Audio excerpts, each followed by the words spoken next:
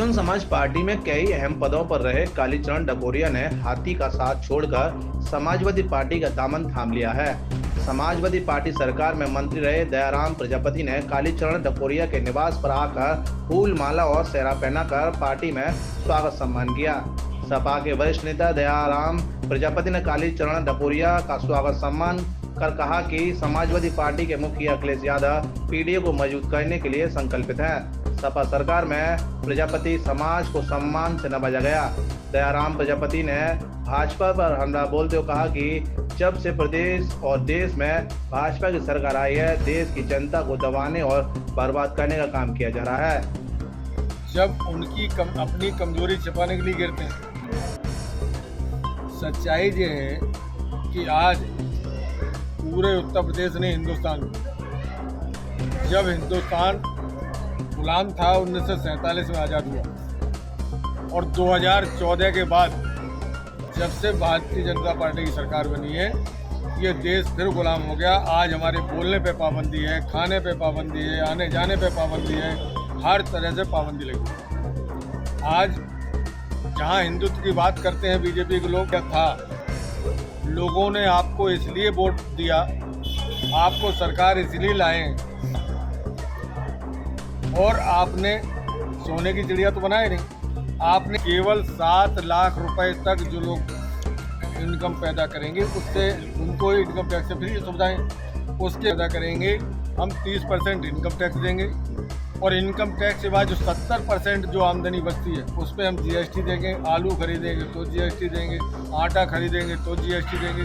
सरकार ने हमको बाध्य कर दिया है पिछड़े वर्ग के लोगों को कि जो आज भुखमरी के कगार पे हैं, मर रहे हैं, उनके सारे व्यापार चौपट हो गए, नौकरी चौपट हो गई, न रोजगार है न व्यापार है। हर मोर्चे पर फेल है। हर मोर्चे चाहिए।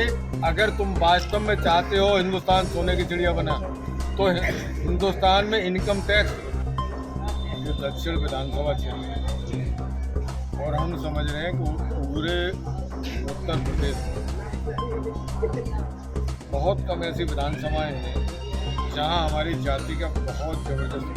इस विधानसभा में 50 और 55 हज़ार वोट है बीजेपी। अभी तक डकोरिया जी या और जो साथी थे, ज़्यादातर लोग बसपा में रहे। उसका कारण केवल ये था, लोग कहा करते थे काशीराम को मार जाते थे। ये एक अफवाह के तहत, इसलिए आज पूरे प्रदेश में समाजवादी पार्टी, जिसने प्रजापति समाज को मान सम्मान दिया, अनुसूचित जाति की सुविधाएं देने का काम किया, एमएलए एमएलसी बनाने का काम किया, मिनिस्टर बनाने का काम किया। आज मैं बधाई देता हूं दक्षिण विधानसभा के सभी साथियों को और खासतौर पर प्रजापति समाज के सभी लोगों कि डकोरिया जैसे लोग कर्मठ समाजवादी पार्टी से जुड़े हैं और निश्चित रूप से इस विधानसभा में अगला लोग भी प्रयास करेंगे समाजवादी पार्टी के प्रत्याशी प्रजापति समाज से हो।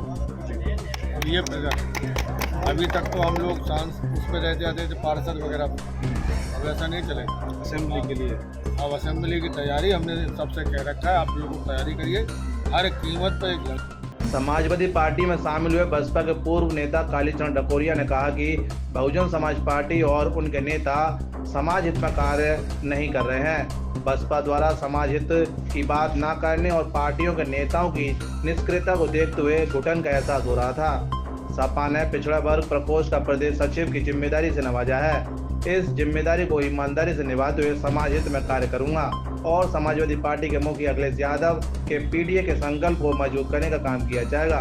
यादव जी ने जो आशीर्वाद प्रदेश राज्य कार्यकारिणी में, उत्तर प्रदेश की राज्य कार्यकारिणी में देने का काम किया है, मैं उसे बखूबी निर्वहन करूंगा, ईमानदारी और वफादारी के साथ पार्टी का काम करूंगा और प्रजापति समाज को और अन्य पिछड़ा वर्ग के लोगों को और पीडीए के लोगों को समाजवादी पार्टी से जोड़ने के लिए तन मन धन एक दिन रात प्रयास करके दिन रात एक कर दूंगा। क्या जिम्मेदारी मिली आपको? माननीय दयाराम प्रजापति जी के आशीष से, राज्यसभा सांसद माननीय रामविलास चौहान जी के सहयोग और आशीर्वाद से मुझे राज्य कार्यकारिणी में उत्तर प्रदेश सचिव के पद पर पिछड़ा वर्ग प्रकोष्ठ पर नियुक्त किया गया। बसपा में आप काफ़ी लंबे समय तक रहे। आप बीएसपी में रहे, क्या वजह रही अचानक मोह भंग हुआ।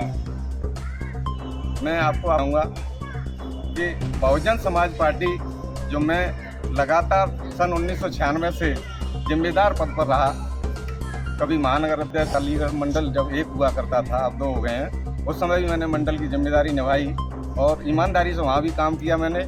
जब बसपा सत्ता में आई तो हमने 80% सभी साथियों ने सहयोग करके 80% प्रजापति समाज को बसपा से जोड़ने का काम किया था। लेकिन आज मैं व्यथित हूँ इस वजह से कि बहुजन समाज पार्टी ना बहुजन समाज पार्टी को जितने, इसलिए जब निष्क्रियता हमारे नेता में आ गई है।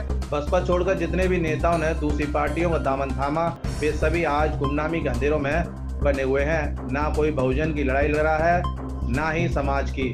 फिलहाल देखने होगा कि कालीचरण डकोरिया सपा में जाकर समाज हित में क्या कर पाते हैं। 7 इंडिया न्यूज के लिए भगवान सिंह के साथ गीतम सिंह की रिपोर्ट।